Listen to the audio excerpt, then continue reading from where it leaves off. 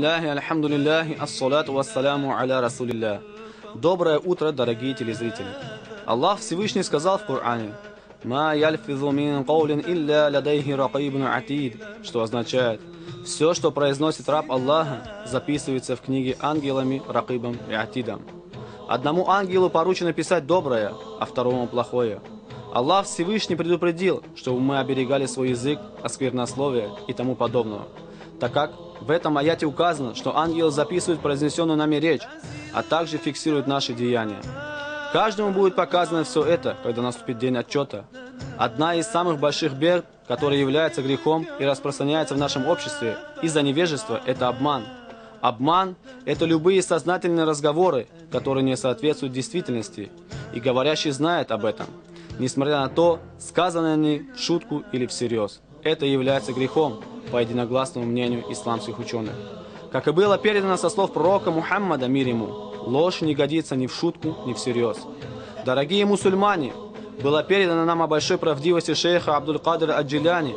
Когда он был маленьким, отправился с караваном в другую местность для того, чтобы получать знания по исламу. Перед тем, как отправиться в путь, его мать дала ему пояс, в котором было зашито 80 золотых монет. Она дала ему совет, чтобы он всегда говорил только правду, и Абдуль-Кадр пообещал своей матери, что всегда будет придерживаться этого совета. Караван отправился в путь, и по пути следования на него напали разбойники. Они начали требовать все ценное и отбирать силой, что имели люди, находившиеся в караване. А когда спросили Аджиляни, что у тебя есть из ценностей, он ответил: 80 золотых монет. Разбойники начали смеяться и подумали, что он издевается над ними, и не обратили на него внимания. После того, как они собрали награбленное имущество, их главарь спросил: осталось ли еще что-либо в караване? Разбойники ответили ему: нет, и рассказали ему о том, что маленький Аджиляни сказал им, что у него 80 золотых динаров, и они ему не поверили.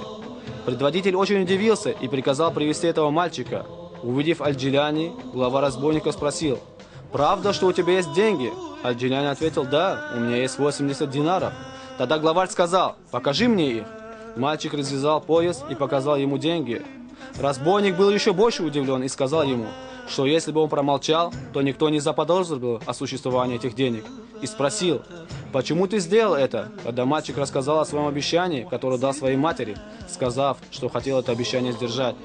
Тогда предводитель разбойников приказал вернуть все, что было отобрано, покаялся и приказал покаяться всем остальным членам шайки. Желаю всем вам взять пример с этого мальчика и говорить только правду.